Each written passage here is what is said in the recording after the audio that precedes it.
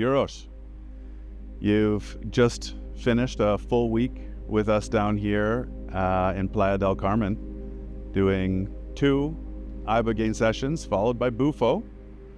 And I thought before we got started, how are you feeling today?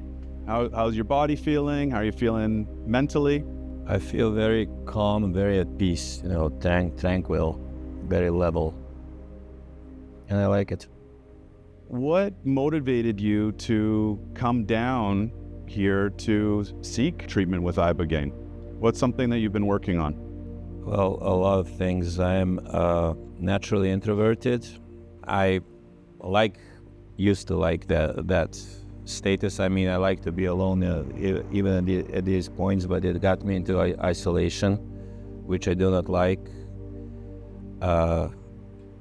It got me into really weird relationships with other people, which I do not like. I would like to enjoy other people the way they are.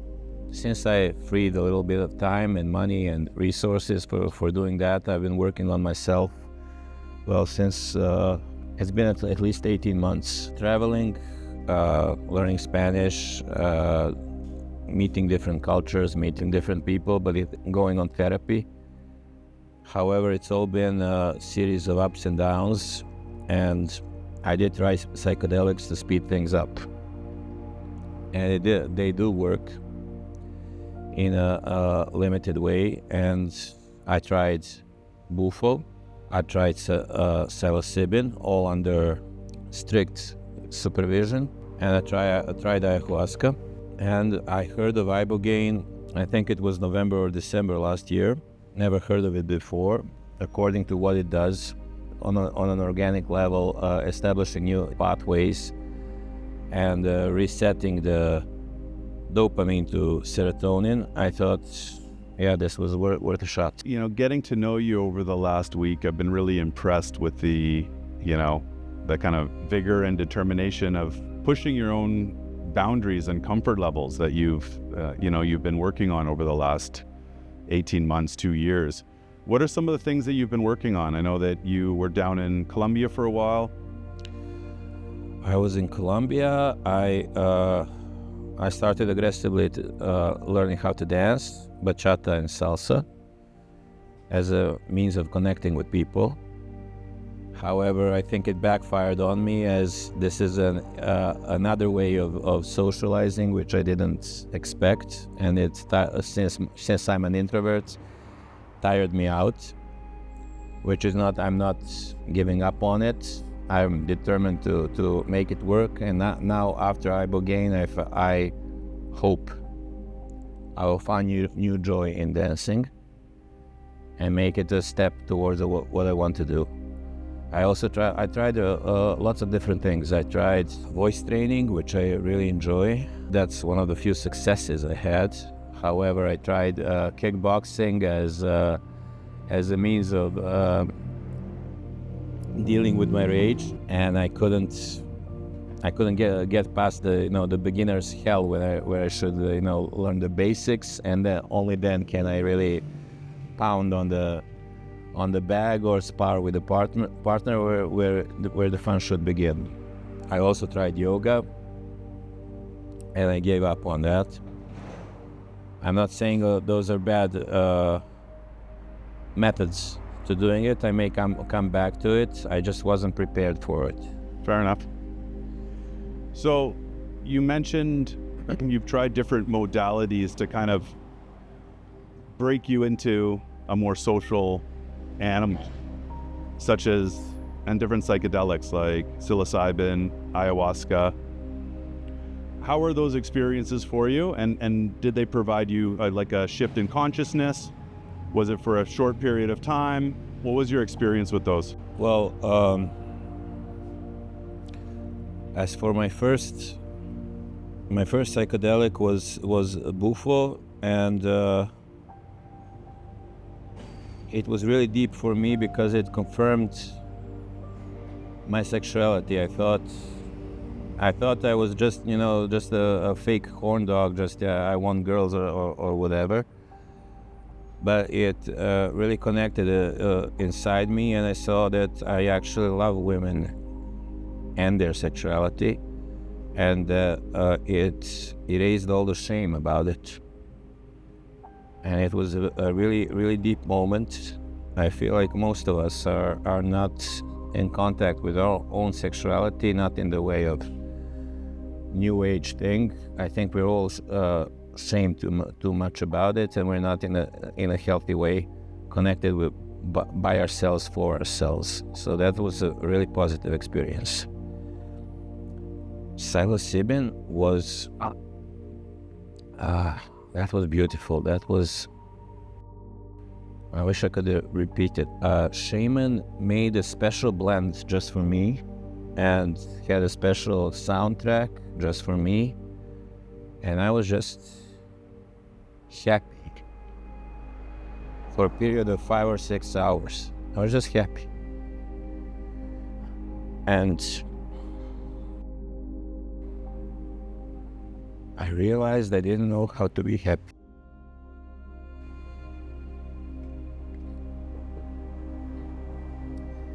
And after that experience, now I have a choice. That was the difference.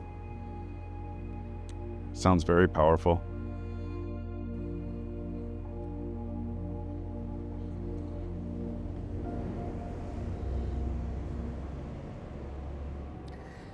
I don't know if always take that choice, but it's there. Yeah. Yeah, thank you for sharing. Did you do your ayahuasca in Latin America? No, ayahuasca was in Latvia, Okay. and I really don't think it worked on me. Good. For me, and I'm a big guy, I took a large dose, but first of all, the hallucinations were pretty tame. I saw the wood marks move, that's all. You can see that if you're really tired, nothing special. I had no big revelations. For me, it was a nice experience, but it was more like a house party. Okay. Wasn't really life-changing. Fair enough. And I don't know, maybe I did it wrong. I don't really know. I'm still in contact with the shaman who did it. I will talk to him after I get home. What I noticed on my way back home, I had these bouts of rage. I mean, my plane was late, what little annoyances. But I had to curse in Serbia on an empty airport just because I got angry. I didn't get that angry for a long time. I don't know what ayahuasca did for me, but I don't think it was, and it moved anything positive. So shifting gears to your experience coming down here, how was the check-in process, medical clearance, and getting settled? Was all that smooth? And everything was smooth. Everything was very professional. I was explained every moment of it. I did the analysis. I was hooked up to all this cool machinery all the time. Sure. And any risks that may have happened were mitigated. So I was convinced nothing bad is going to happen, and nothing bad did. So all that is left is to see what the actual substance will do to me. Moving on to your first Ibogaine experience, can you tell us a little bit about that, and how did that differ from your other psychedelic experiences?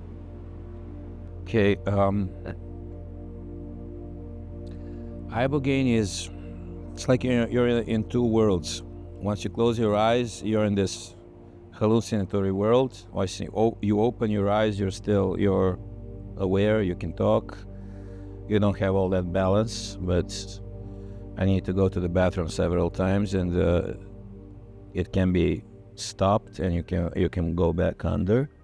So you're in two parallel worlds at the same time, and you choose where to be just by opening and closing your eyes. The music helps. Unlike Bufo knocks you out. Unlike psilocybin, unlike ayahuasca, because you cannot really choose not to be in this world. It twists your perception toward the hallucinatory. So you can actually choose it, and I try to. There's a question of whether you would just go with it, go with your experience, or try to maneuver it, try to direct it in some way. I tried both. Can't say I had. This is my first time. I can't say I had success with any. It was just touching in the dark. But it always starts the same.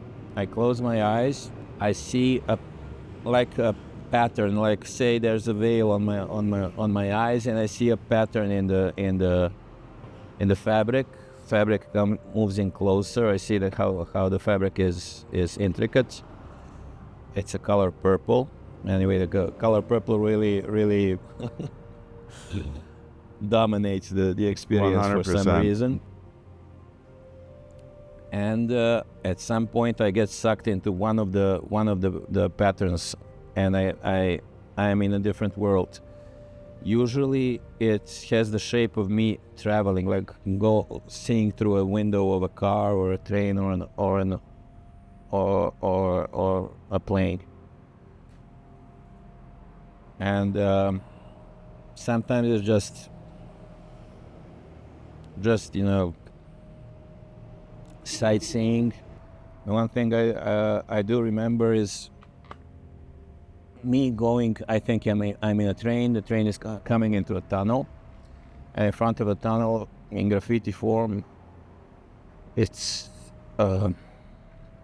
written forgiveness.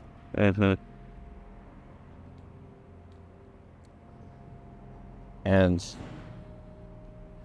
inside the tunnel, on the walls of the tunnel, there are love letters written to me. I can't really read them because they go too fast. And what's also common for all these visions, I go, but I don't emerge on the other side. At some point, I stop and I start coming back, and I usually transform into another vision. How was the experience in regards to forcefulness, gentleness? Did you feel overwhelmed at some point, or was it an experience you felt open to just going with and enjoying? It was gentleness. It was, let's see where this goes. Yeah. I had a bit of fear. I don't know. My nightmares are pretty strong, so it could have led me to some scary places, but it never happened. I think I was under 3 hours for the first time, 5 hours the second time. So I think from that point, it's pretty safe. Unpackaging all your experience is gonna, take some time and some reflection. Doing 2 treatments, how did your second treatment change from your first? You went in obviously comfortable, knowing what to expect, feeling a little, I'm sure the anxiety and anxiousness had dissipated quite a bit. Was there some changes, some difference in the feel and the vibe of your second one? It was more intense. I let go more easily. However, I don't feel there were there was any great breakthrough. On my first one, like I said, I think I forgave my mother. Again.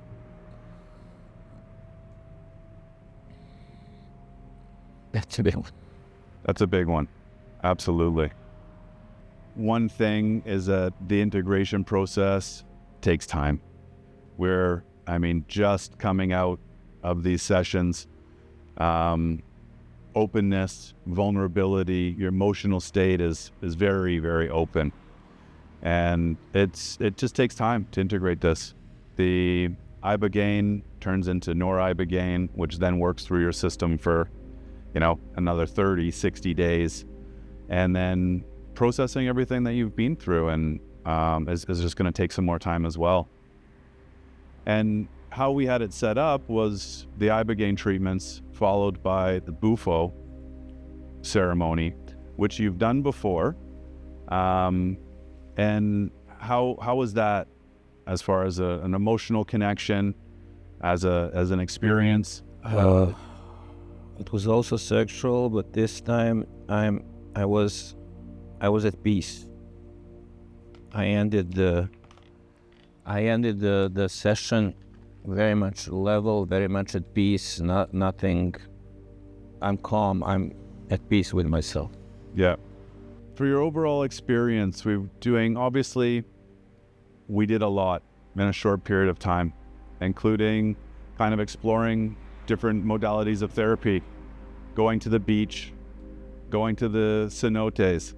What's your feeling and overall perspective on Playa del Carmen and the free time that you had when you weren't in treatment? This is a great place, It's a tourist place.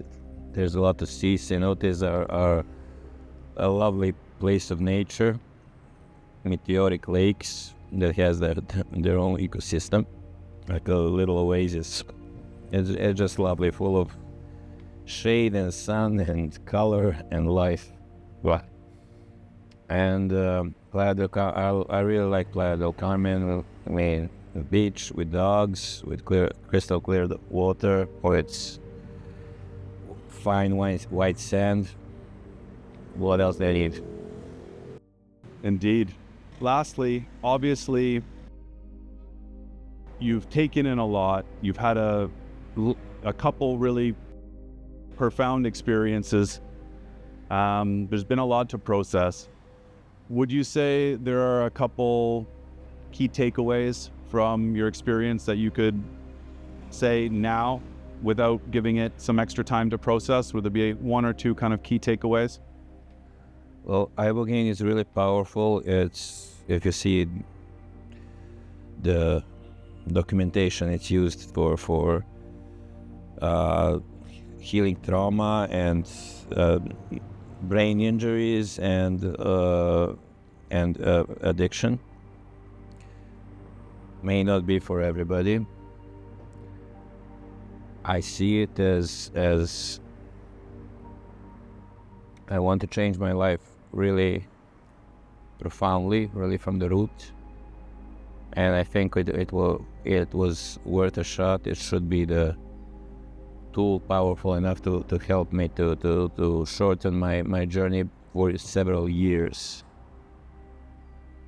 So if you have a lot on your mind, I would say Ibogaine would be the thing to do, to turn it around and start working on yourself way more efficiently.